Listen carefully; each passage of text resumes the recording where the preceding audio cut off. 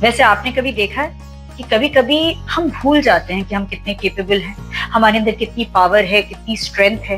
Deep down हमें पता होता है कि हम ये कर सकते हैं, लेकिन फिर भी डर की वजह से या फिर सेल्फ डाउट की वजह से हम कोशिश ही नहीं करते, आगे ही नहीं बढ़ते, जब तक कोई हमें याद दिलाता है कि हमारे अंदर कैपेबिलिटी है, हम ऐसा कर सकते हैं, हमारे अंदर वो पावर है। एग्जैक्टली वैसे ही जैसे जामवंत जी ने हनुमान जी को याद दिलाया था कि उनके पास कितनी पावर्स है। पर हनुमान जी अपनी पावर्स क्यों भूल गए? चलिए आज इसके पीछे की कहानी सुनाती हूँ आपको। हनुमान जी जब बहुत छोटे थे ना, तो उनके पास बहुत सारी डिवाइन पावर्स थी, स्ट्रेंथ थी, स्पीड थी, फ्लाइट थी, और वो एकदम फियरलेस थे। वायुपुत्र जो थे, एक दिन सुबह उन्होंने उगते हुए सूरज को देखा, तो उन्हें लगा कि वो पका हुआ आम है।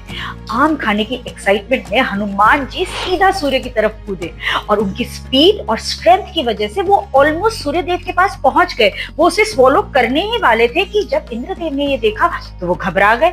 उन्हें लगा कि सृष्टि का तो पूरा बैलेंस ही बिगड़ जाएगा, तो उन्होंने अपने वज्र से हनुमान जी पर वार किया। हनुमान जी गिर गए, मूर्छित हो गए।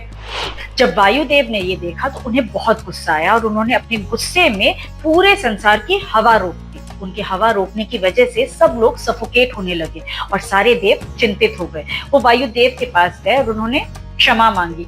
उन्होंने हनुमान जी को रिवाइव किया, और सिर्फ रिवाइव नहीं किया, उन्हें एक एक पावर से ब्लेस भी किया। जैसे इंद्रदेव ने कहा कि वज्र अब उनका कुछ नहीं बिगाड़ पाएगा, अग्निदेव ने उन्हें इम्यूनिटी दी फायर से, वरुण देवता ने उन्हें इम्यूनिटी दी वाटर से, और सूर्य देवता ने उन्हें नॉलेज दी।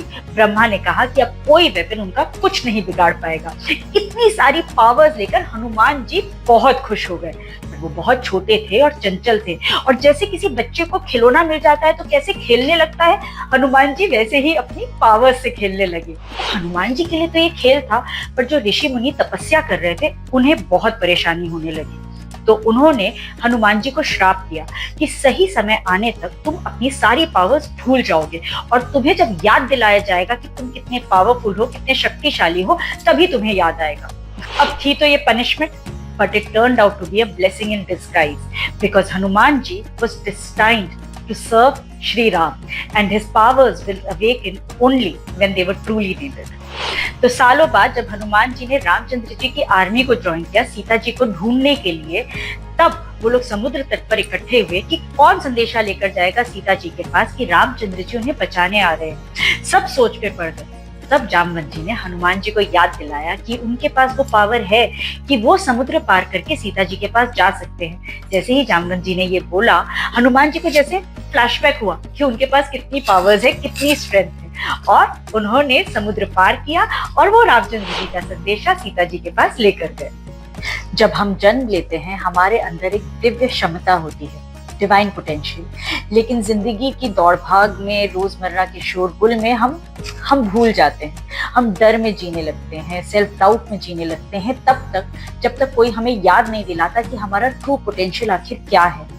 वो एक क्राइसिस हो सकता है, कोई इंसिडेंट हो सकता है, कोई फ्रेंड या मेंटोर भी हो सकता है, लेकिन एक बार जब हम अपने ट्रू पोटेंशियल को पहचान लेते हैं, हमें याद आ जाता है, तब हम वो लीप लेते हैं जो हनुमान जी ने ली थी।